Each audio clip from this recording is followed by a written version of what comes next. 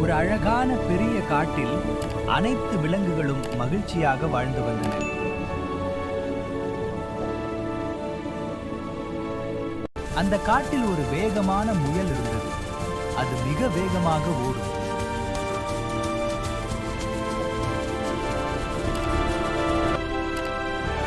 என்னை விட வேகமாக யாராலும் ஓட முடியாது என்று அது பெருமையாக பேசும். அதே காட்டில் ஒரு மெதுவான ஆமை இருந்தது.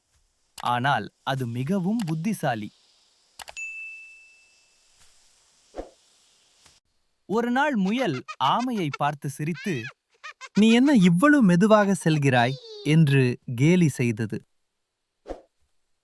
"நாம் ஓட்டப் போட்டி போடலாமா?" என்று ஆமை அமைதியாக கேட்டது. முயல் உடனே சம்மதித்தது. அனைத்து விலங்குகளும் கூடின.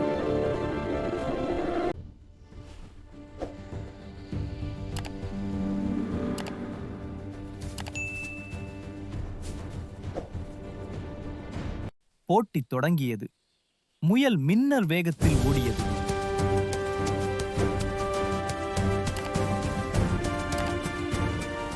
ஆமை மெதுவாக நடந்து கொண்டே இருந்தது.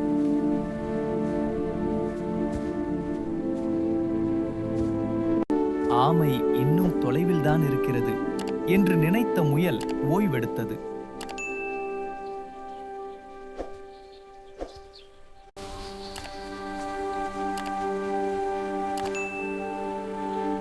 சிறிது நேரத்தில் முயல் தூங்கிவிட்டது.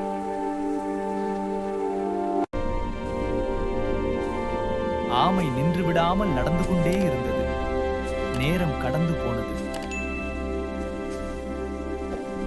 ஆமை இலக்கை அடைய அருகில் வந்தது.